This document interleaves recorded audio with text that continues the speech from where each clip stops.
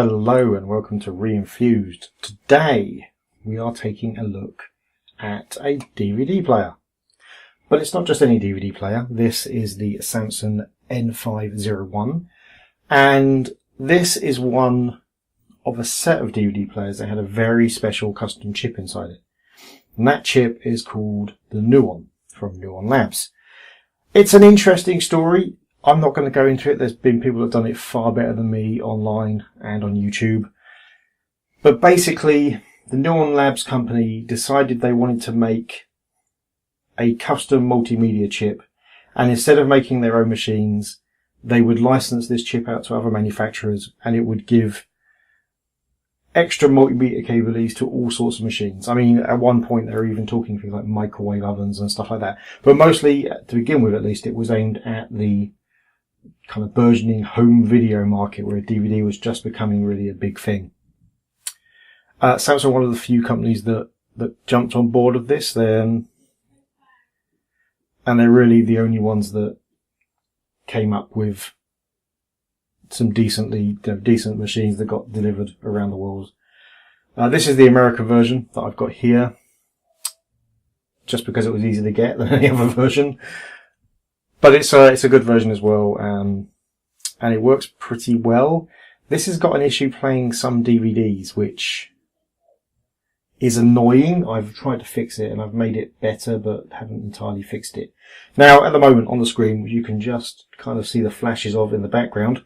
There it is playing one of the games that got released for this, which is Tempest 3000 by Jeff Minter.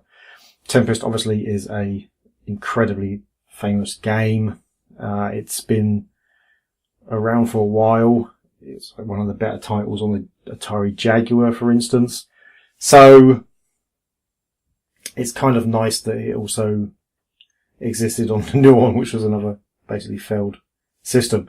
And you can see probably just down here, you'll see it says Nuon. So it knows that it's playing a Nuon game.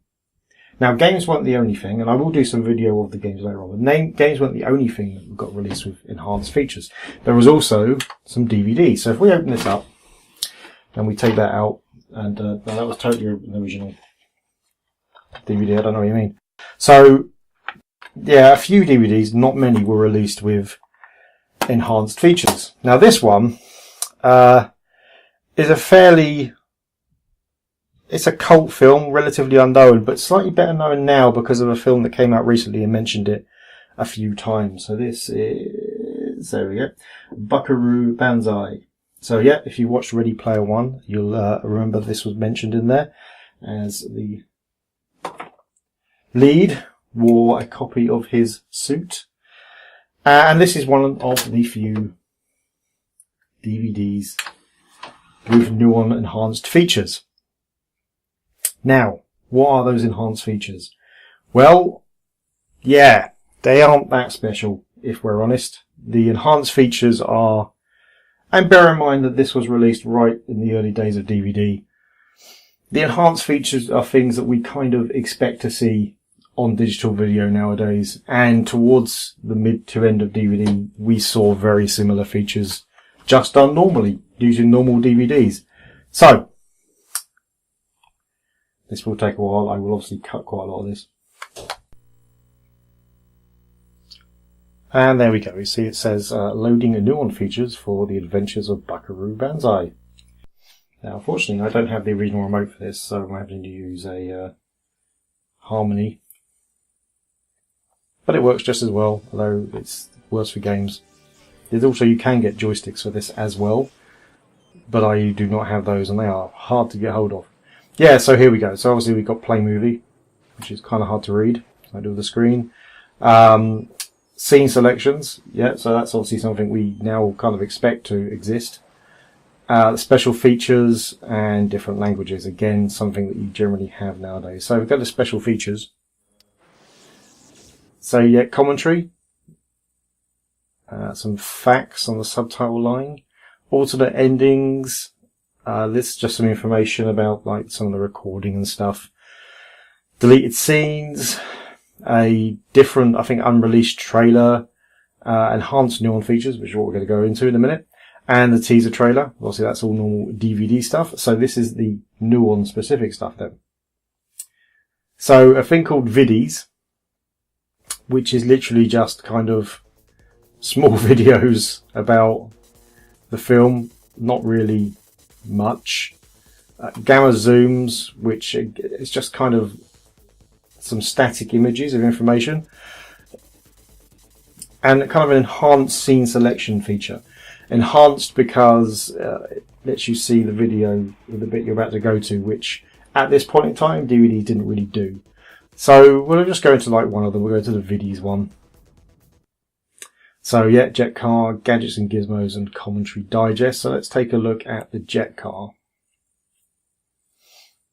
which I'm assuming that means is 5 minutes, 10 seconds long. We won't watch the whole thing, obviously. We'll just take a quick look at it.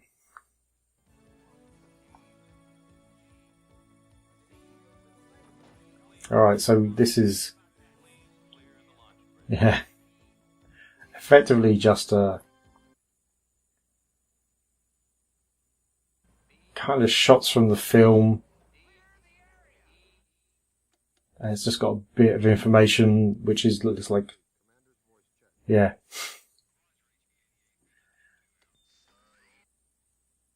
Film relative information, so it stays within character of the film.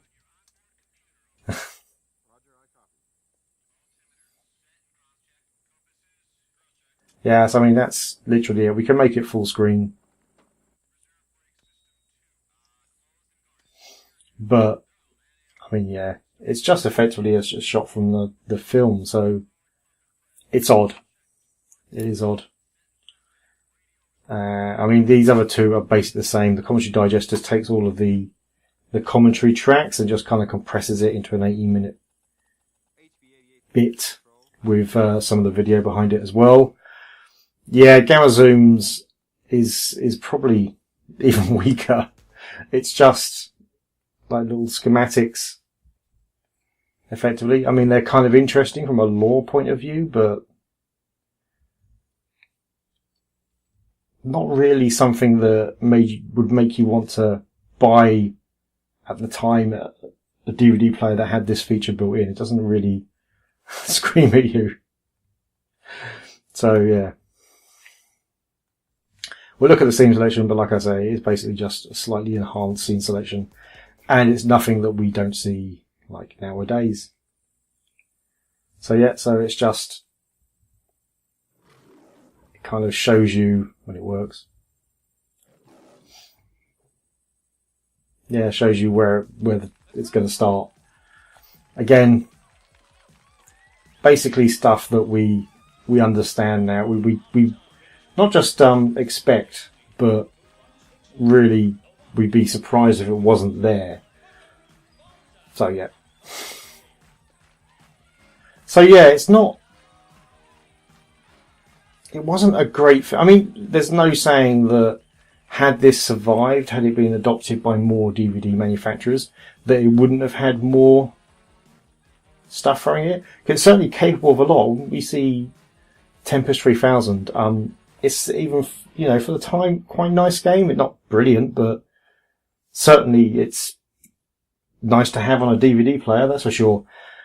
So maybe, you know, if more manufacturers had taken over it, if Hollywood had really backed it a bit more, maybe we would have seen even better features.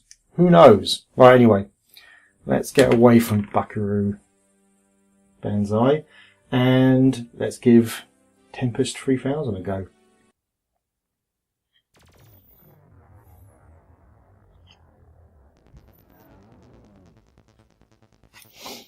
Again, I don't have the original remote, so I'm going to have to play using this. It works, but this was not designed to play games on. Oh, the joysticks, by the way, are underneath the little cover, so if you push it on one side, and then it kind of comes out, and they're basically, they look like, well, they're kind of like mini USB, but they're not. And it's not just a straight, like Atari connection. It's got a decoder chip, so making one is difficult. Not impossible, but difficult. I will have to be looking into it because, like I say, buying an actual joystick just appears to be impossible.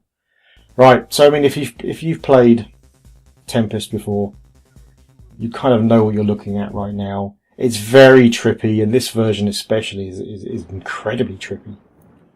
I think this version was ported to other machines. Oh, there we go, immediately crashed. Nice. So yeah, the idea is you just go around the outside and try to shoot the things before they can get to the top.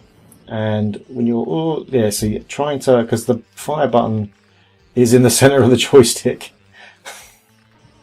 So moving and shooting is really difficult. It's not even an excuse this time, it genuinely is. And plus when you turn, it kind of does several different movements at once. So, see, I'm just trying to move one space and I'm going all the way around, and that's definitely this rather than the actual game. So I've seen this played and it does seem to be eminently playable. But anyway, that's Tempest 3000 on a Nuon. Yeah, so it was interesting television, an interesting idea, but we've kind of seen this before where someone tries to make something to play games, or media features in this case, but still games really. And instead of making their own machines and getting games made for them, they try to license out to other partners. Now the problem with this is that with game consoles, they can sell the technology at a low price or even at a loss because they can then make the money back up on licensing. The problem with things like the Nuon and the 3DO and to a degree the CDI is that you don't really get a cut of that game money. So you have to sell the hardware at above cost to make a profit from the hardware. So Samsung was never really going to see any money from games being sold, or at least not much if they saw any, or from the movies being sold. Their entire profit was coming from the machine, and so therefore they would have had to have charged for including the Nuon chip, for the license fee, for the extra engineering, and etc, etc, etc.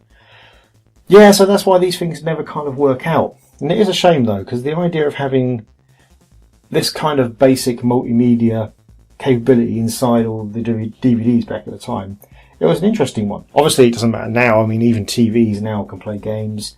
Android boxes are everywhere, like little Android sticks, and internal Android computers allow multimedia abilities that you wouldn't even dream of, or would have dreamed of back then. So it's kind of, that problem's kind of gone away in that sense, but back in the day, I would have quite liked to have one of these Nuon devices, I think. Especially if more games come out. Not very many did, but if more games have come out for it, yeah, it would have been quite nice. I would have liked to have played Tempest 3000, I think, as well as playing some enhanced DVDs.